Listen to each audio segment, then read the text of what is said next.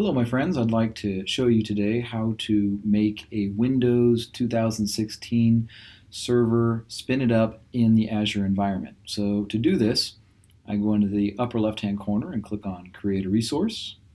I click on Windows Server 2016 Virtual Machine, and I have 2 to 3 pages of information to fill out. I want to give my machine a name. I'll call this Windows test, and by the way, I'm using one of those mechanical keyboards, so it's very loud. I use this, since this is for demonstration purposes, I'm going to make this as cheap as possible. So instead of a solid state drive, I'll choose a cheaper drive. I'll need a username and a password for my Windows machine as if I were logging onto it. I'll use my name.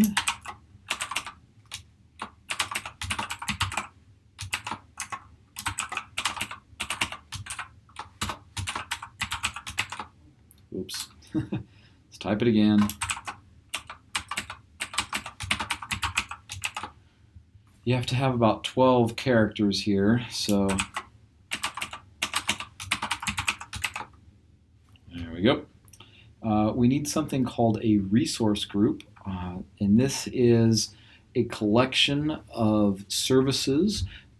So every time you spin up a server, you also get associated with things like a firewall and other things like that. So there's actually going to be a whole bunch of those that get created every time you have a virtual machine, and those all are going to be kind of have one name that categorizes that collection. And I'll just say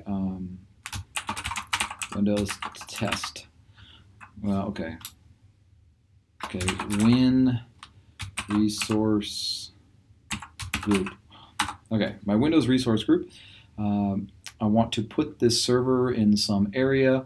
By default, I'll leave it in the east, but if this were for production, I'd probably want to put it somewhere closer to where I am and where I'm going to be using it. And, oh, it doesn't like that name. All right, I'll just call it Win test. Okay, so that's the first one. Second one here is where I select the machine that I'm going to be using. Just for curiosity here, if I click View All, it gives me lots and lots and lots of options to pick from. And if this were a production environment, you might want to pick a real beefy server. In this case, I'm going to go with one of the easiest ones and simplest ones. Well, here, go back to this again.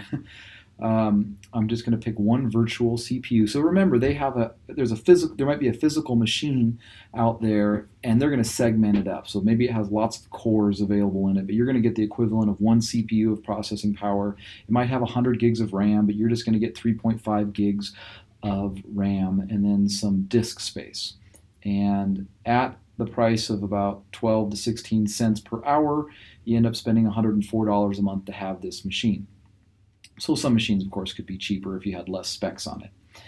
So I'll load that up. Availability set. This is, I'll just call this downtime 1. This is just if they're if they're reloading things, taking down power and stuff like that. You put your resources, your virtual machines, into different areas. So they won't. What they will do is they won't take down more than one thing at once.